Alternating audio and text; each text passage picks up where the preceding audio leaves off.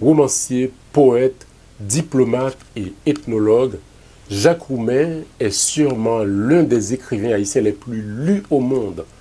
Son texte le plus célèbre, Gouverneur de la Rosée, est traduit dans 17 langues. Ce texte est un véritable chef-d'œuvre, sans exagération. C'est un roman d'amour et de poésie, un cri déchirant, un de ces livres qu'on n'oublie jamais. Qui était vraiment Jacques Roumain? Ce génie littéraire disparu trop tôt, à seulement 37 ans. La réponse, c'est tout de suite dans Fabrique littéraire. Jacques Roumain est né en 1907 dans une famille bourgeoise. Il est le petit-fils de Tancrède Auguste, ancien président d'Haïti entre 1912 et 1913. Avant d'entrer dans le vif du sujet sur la vie et le parcours de cet écrivain à la vie trépidante, je vous invite à écouter un extrait de son cousin, l'architecte sculpteur Albert Mangonèse, qui évoque ses souvenirs de Jacques Roumain. Dans ma conscience d'enfant, de cette tribu, des descendants de Tancrède et des descendants des Mangonès, chacun de cette tribu-là, que ce soit les Roumains, moi-même, Jacques Roumain, on était très intimes. Parmi les jeunes, Jacques était là pendant l'occupation américaine. Il a été le gars qui, le premier, tout jeune comme il l'était, la famille des Roumains avait envoyé les enfants faire leurs études en Suisse. Et Jacques allait en Suisse, est très doué, très brillant. Il a appris l'allemand. Il a été en Espagne aussi, pour une raison X et Y, qui était qu'on ne parlait pas déjà avant de retourner en Haïti. Et revenu en Haïti, il était le personnage très intéressé à être national, à être convaincu qu'il fallait rejeter l'occupation américaine. Et il a été parmi les premiers à faire le texte de la création d'un parti communiste haïtien.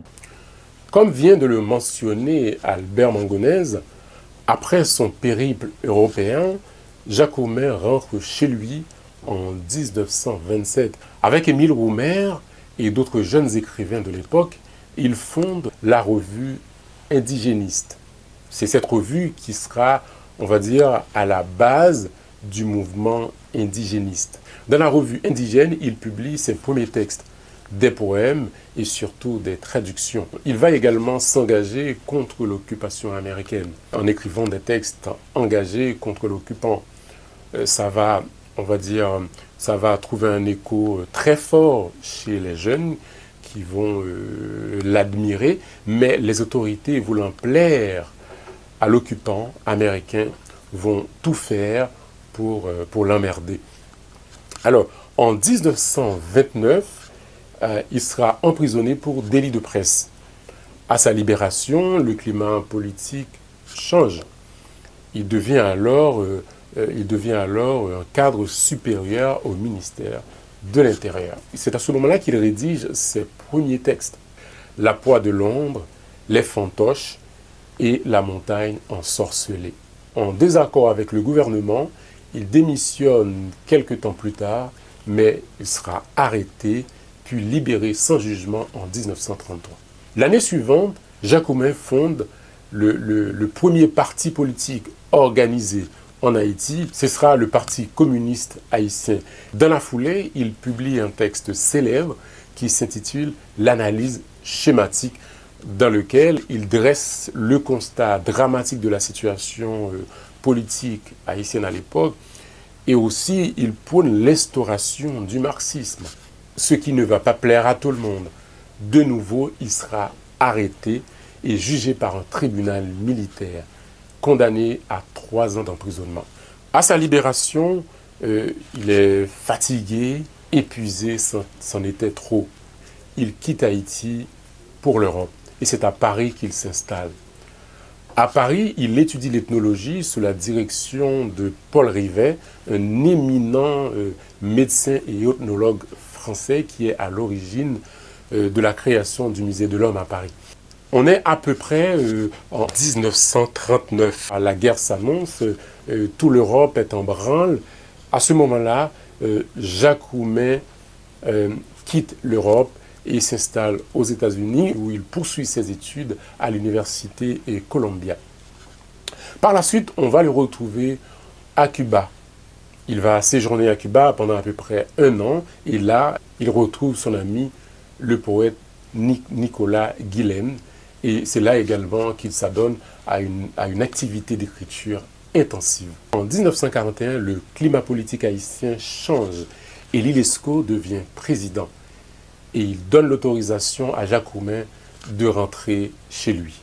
L'écrivain rentre au Bercail, il fonde le bureau d'ethnologie et deviendra professeur tout en collaborant avec divers revues scientifiques qui traitent de l'ethnologie.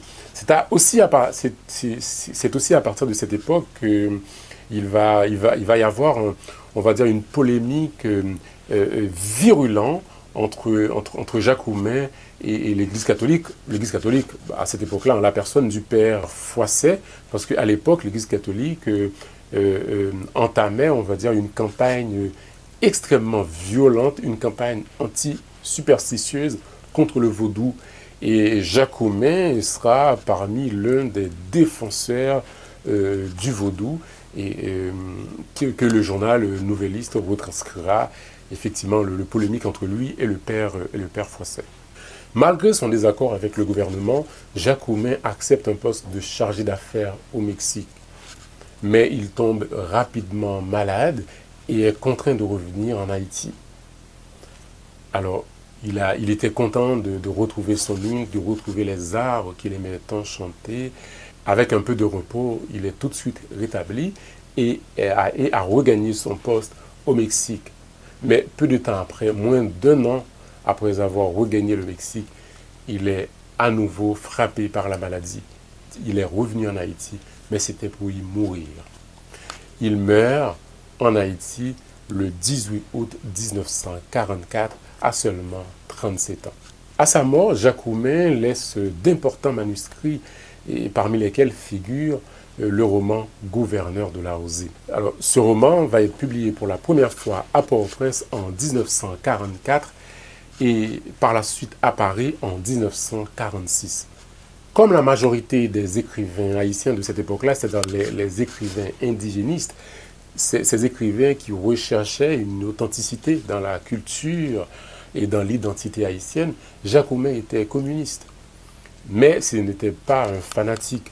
Alors, c'était, comme je viens de le dire, c'était la mode à l'époque, on va dire c'était même pas, ça concernait pas uniquement Haïti, on va dire les grands poètes cubains, les grands écrivains sud-américains en général, ils étaient communistes. C'était la réaction naturelle à l'impérialisme à cette époque-là. Mais je dis qu'il était marxiste, mais il n'était pas fanatique, parce que le marxisme n'était pas uniquement, on va dire, son inspiration. Il ne puisait pas ses idées, on va dire, en tant qu'artiste, en tant qu'écrivain, dans le marxisme. C'est pour ça que je trouve qu'il est ridicule de chercher on va dire dans les textes de Jacoumet quelques illustrations du schéma marxiste.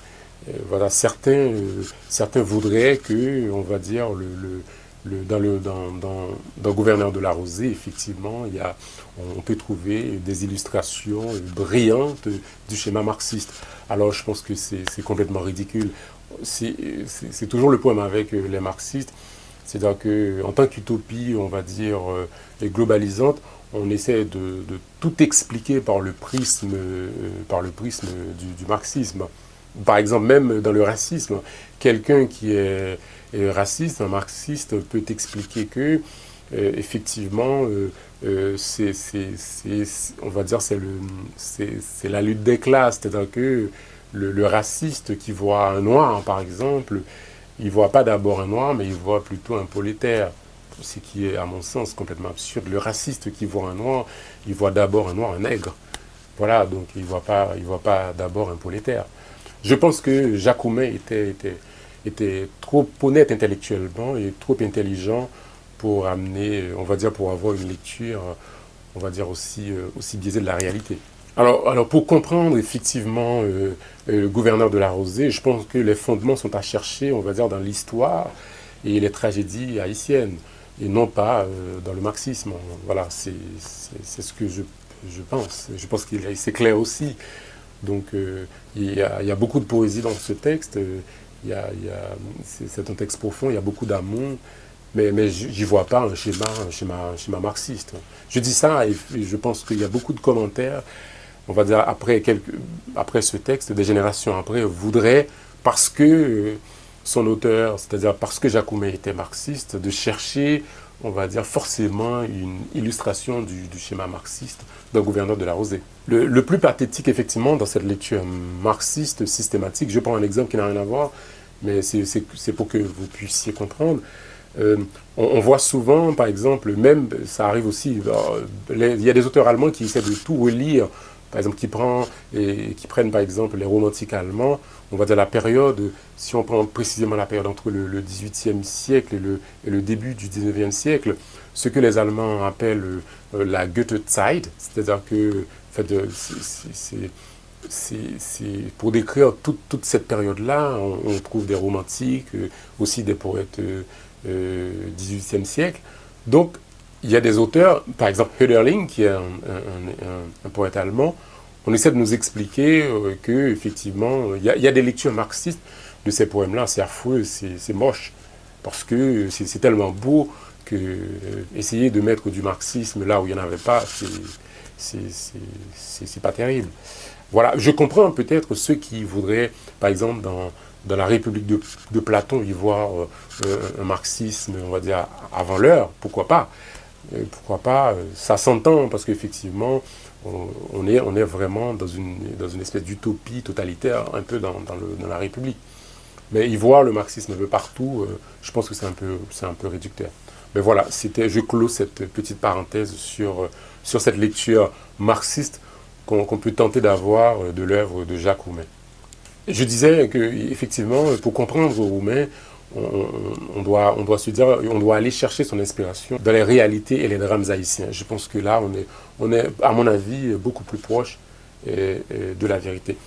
Ce qu'on oublie aussi, c'est que Jacques Roumain avait une grande culture gréco-romaine.